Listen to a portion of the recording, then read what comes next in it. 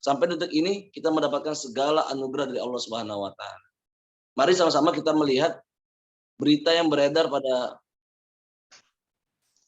beberapa hari ini, yaitu saudara kita yang berada di Palestina, untuk ibadah saja begitu sulit, untuk ibadah ujiannya begitu besar, harus terkena tembakan, terkena gas air mata, bom yang meledak, ancaman kematian begitu dekat, tidak mendapatkan ketenangan dalam beribadah. Maka kita yang berada di Indonesia seharusnya bersyukur masih bisa ibadah dengan tenang, masih bisa ibadah dengan rasa yang aman, masih bisa ibadah dengan kebebasan kita, tanpa adanya serangan, tanpa adanya ledakan, tanpa adanya bom yang meledak, tanpa adanya gas air mata. Maka mudah-mudahan saudara-saudara kita yang berada di Palestina, Allah Subhanahu wa taala berikan kesabaran, dan mudah-mudahan pertolongan Allah begitu dekat kepada orang-orang muslimin Palestina. Amin ya rabbal alamin. Pada kesempatan sore hari ini kita akan membahas, yaitu adalah Lebaran sebagai momentum saling memaafkan. Masyarakat kita lebih sering menggunakan momentum Lebaran atau Idul Fitri sebagai momentum untuk saling bermaaf-maafan. Padahal di dalam Islam tidak ada batasan, tidak ada ketentuan kapan hari, kapan waktu untuk saling memaafkan. Islam tidak mengenal itu. Kapanpun dan dimanapun, bahkan harus dipercepat, disegerakan ketika orang satu dengan yang lainnya berselisih. Harus saling berjabat tangan, saling memaafkan. Namun, anggaplah tak masalah, tak apa-apa ketika Lebaran menjadi momentum untuk saling memaafkan. Karena emang momentum yang ini sangat penting ketika Idul Fitri, yaitu yang artinya kembali kepada kesucian. Idul Fitri ini sebenarnya diperuntukkan bagi orang-orang yang benar-benar ketika Ramadan mereka faizin, orang-orang yang menang, orang-orang yang beruntung, yang menjadikan Ramadan sebagai ladang tempat untuk mencari pahala. Tidak tepat kemenangan ini diberikan kepada orang yang tidak berpuasa, tidak ibadah. Maka minal aizin, yaitu orang-orang yang kembali kepada kesucian, wal faizin, dan kemenangan adalah orang-orang yang menggunakan Ramadan untuk bersungguh-sungguh dalam ibadah. Adapun orang yang lalai, orang yang lupa, yang tidak pernah puasa, tidak pernah, bahkan tidak menyempurnakan zakat, inilah orang-orang yang tidak termasuk kategori minal aizina wal faiz. Momentum Lebaran, momentum silaturahim yang kemarin kita bahas, maka hubungan antara tetangga dengan tetangga biasanya memiliki adat saling berjumpa. Lalu kalau sebelum pandemi mereka saling berjabat tangan, saling mengucapkan mohon maaf lahir dan batin. Ini menjadi tradisi tiap tahunnya. Yang paling penting bukan hanya sekedar lisan. Kalau sekedar lisan, hati tidak klop, ini repot. Tapi lisan dan hati harus saling satu sinergi. Lisan mengucapkan permintaan maaf, hati mengikhlaskan. Nah, ini penting. Biasanya saling bertetangga karena hidup bareng, mungkin ada hal yang begitu sulit untuk dipersatukan, maka Lebaran menjadi momentum untuk bisa saling berjabat tangan. Hubungan antara kawan kerja. Nah, ini sering ya, kawan kerja ya. Ada yang saling mungkin tidak suka dengan kawannya, entah satu yang lain mencari muka kepada pimpinan, atau satu yang lain saling sikut menyikut, saling memfitnah. Ini sudah menjadi lumrah di dunia pekerjaan, baik di perkantoran maupun di dunia-dunia bisnis yang lainnya. Nah, ketika momentum Lebaran bisa dijadikan sebagai momentum halal bihalal, artinya momentum untuk saling berjabat tangan. Mungkin si fulan dulu pernah memfitnah kita di depan pimpinan kita. Maka salinglah minta maaf, dan yang dizolimi memberikan maaf. Karena orang minta maaf itu mudah, yang berat adalah memberikan maaf. Tadi pertama hubungan antar tetangga, yang kedua hubungan teman kerja, yang terakhir yaitu hubungan keluarga.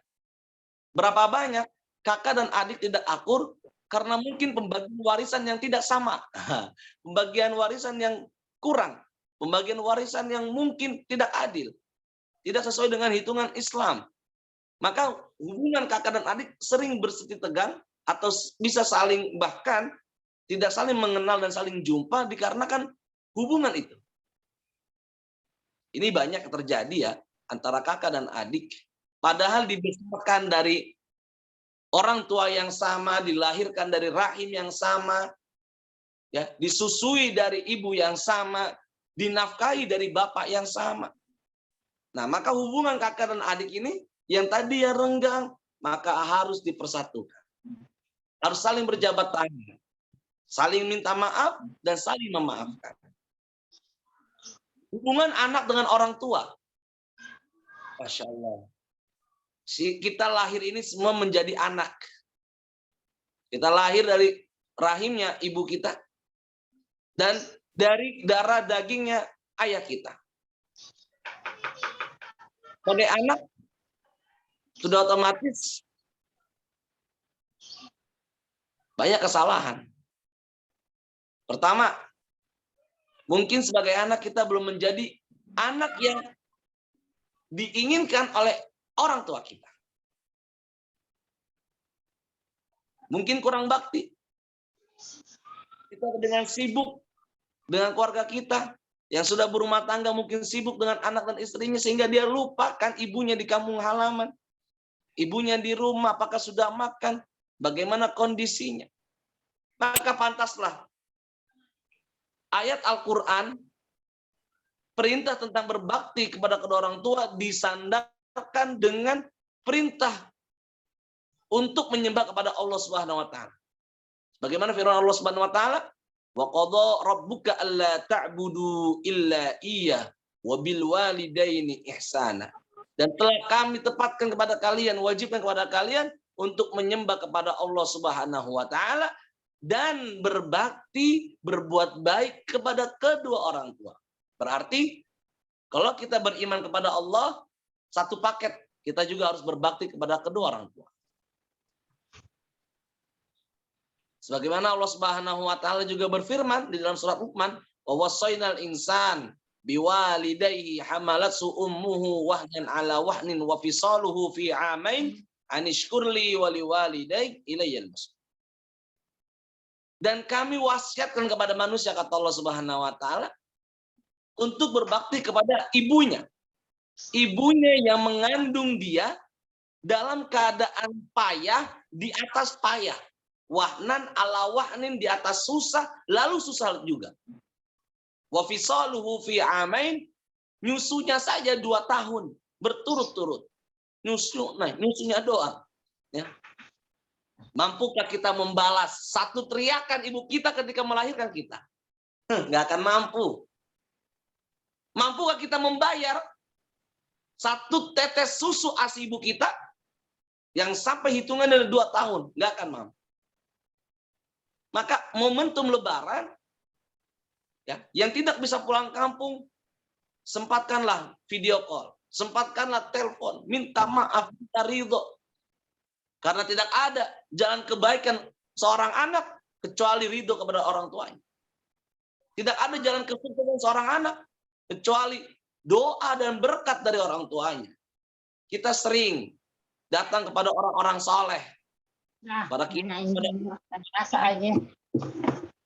sering datang minta doa, dan sering datang minta ridhonya. Baik, itu bagus, wahai ibadah Allah. Tapi jangan lupakan kita punya keramat, yang keramatnya di atas keramat, yaitu adalah orang tua kita. Doanya kabul, doanya paling mustajab, doanya paling Allah Subhanahu wa taala. Ibu kita yang hari ini sudah tua, mari kita sama-sama pikirkan kehidupan. Dulu yang wajahnya mungkin cantik ibu kita, tapi ketika termakan dengan usia, mulailah ada kerusuhan. Ibu Lismawati bisa di-unmute? Saya terganggu. Jadi yang ada tadinya muka ibu kita begitu kencang, semakin usia lalu mulailah ada keriput. Lalu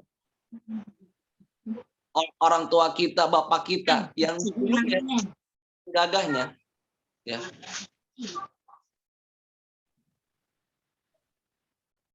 Ustadz Jainul, mohon maaf yang belum di-unmute dong. Saya keganggu nih.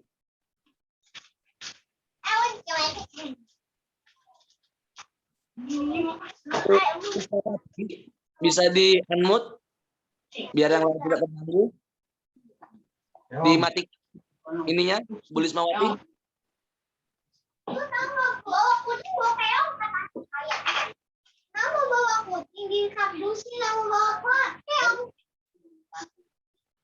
Yang lain nggak terganggu ya, masih terdengar suara saya ya.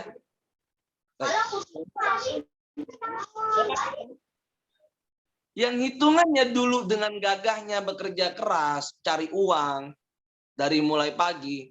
Nah, meskipun bapak kita ini tidak menyusui kita, tapi dari keringatnya lah, dari usahanya lah kita bisa besar, kita sekolah.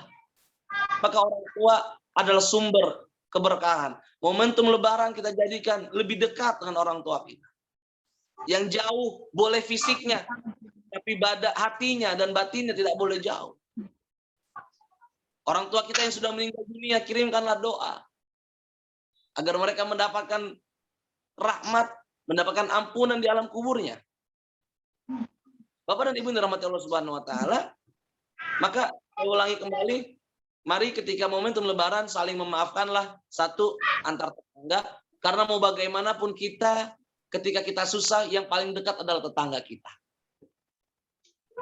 Kita kesulitan yang paling dekat adalah tetangga kita. Maka salinglah memaafkan. Salah-salah sedikit, parkir depan rumah kita, misalkan motornya, mobilnya, kita maafkan.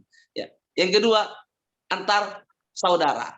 Entah kakak, entah adik, entah paman, entah keponakan, mari saling memaafkan. Bukan ego. Buang semua gengsi. Ya. Saya enggak. Yang salah dia emang salah. Tapi saya lebih mulia kalau saya pertama kali yang menjumpai dia. Masya Allah. Itu baru top. Hamba Allah. Itu baru hamba-hamba pilihan Allah.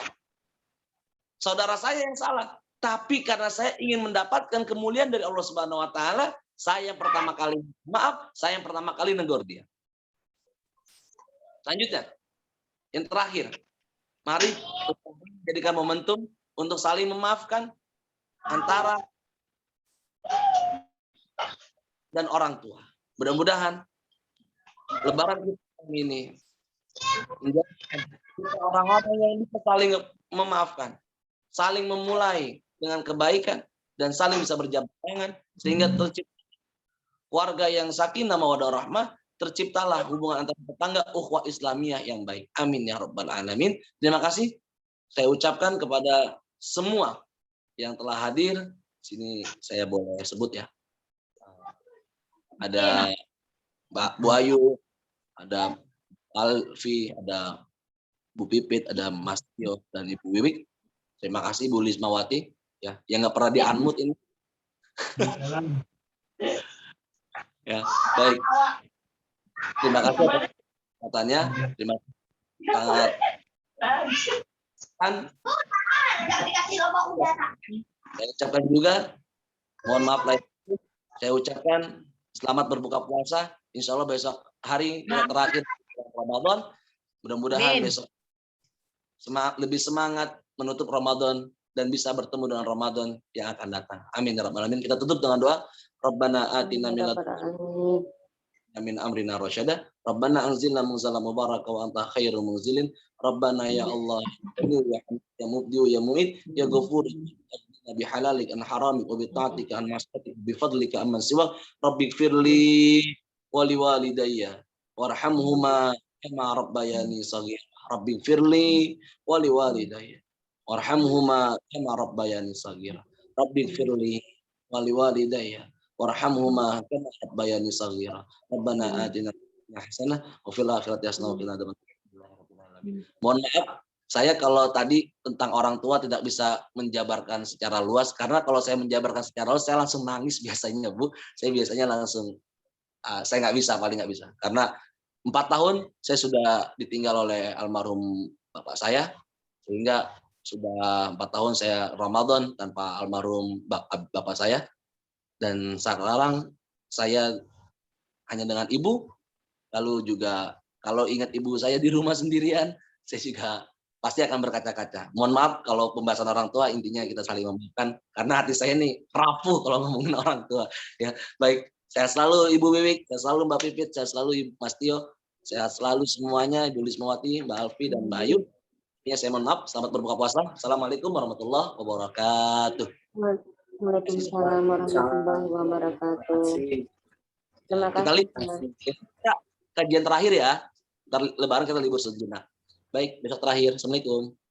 Waalaikumsalam warahmatullahi wabarakatuh. Syukran Ustaz. Sama Ibu. Kita live ya, Mas Tio semua, Mbak Bibit. Ya, selamat berbuka puasa. Selamat ya.